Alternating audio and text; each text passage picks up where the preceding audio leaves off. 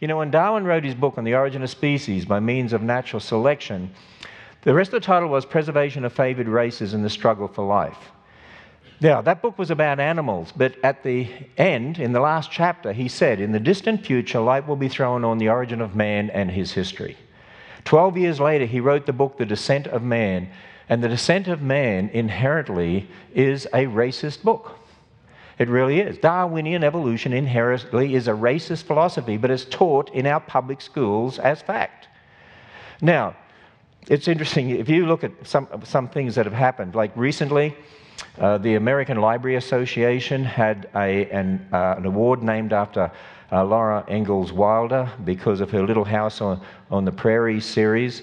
And they decided, when you look back and read that series, oh, there was racism in there, and so they decided that no longer will they allow that award to be named after her. And we've heard of books being banned and all sorts of things because of so-called racism. Actually, if you read The Little House on the Prairie, Laura Ingalls, she was actually fighting against racism against the Indians, if you read it in the right context. And it's in the context of history that those books are written.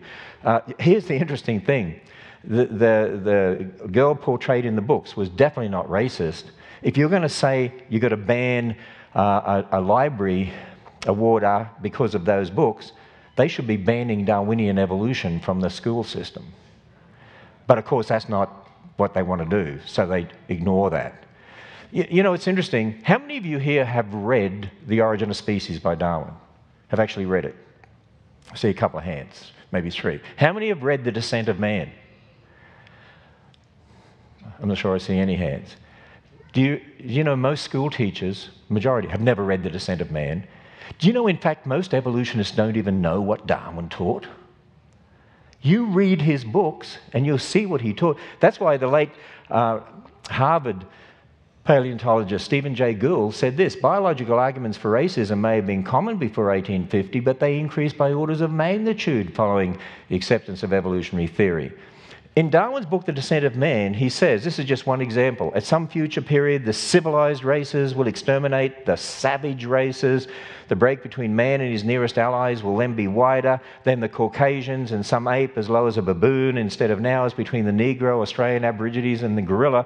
Do you realize what he's saying? The Australian Aborigines and people from Africa are closer to the apes than the Caucasians. How's that for racism?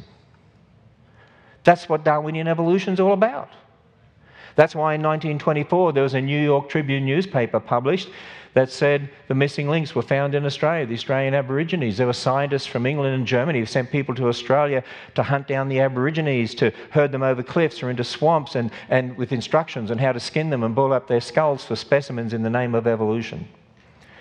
Do you know, in 1925, the year of the Scopes trial, John Scopes supposedly taught from a particular biology textbook about the evolution of man and so on. And actually, that was a setup by the ACLU.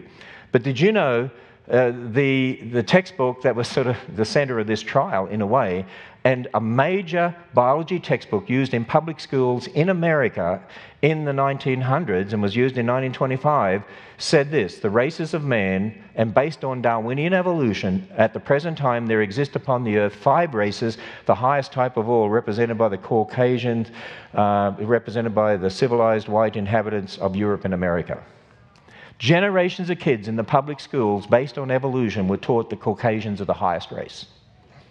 And we wonder why we have so much racism and prejudice in our culture.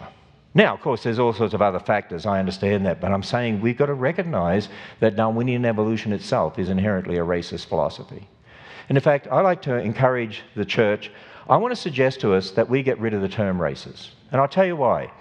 When you go back to Thomas Jefferson and so on, when you talked about races, you talked about an English race or an Irish race. The word race has changed meaning. The word race used to mean cultural group or ethnic group. But because of the influence of evolution, a lot of people today have been indoctrinated to believe there's lower races, higher races, primitive races, and savage races, and all the rest of it. So people, I'm going to challenge us as a church, we need to get rid of the term races. I want to suggest to us we use the term people groups instead. Because here's the other thing.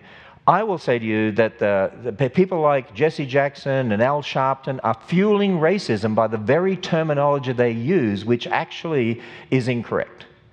Because they talk about the races and the black people and the white people. There are no races, and there really are no truly black or white people.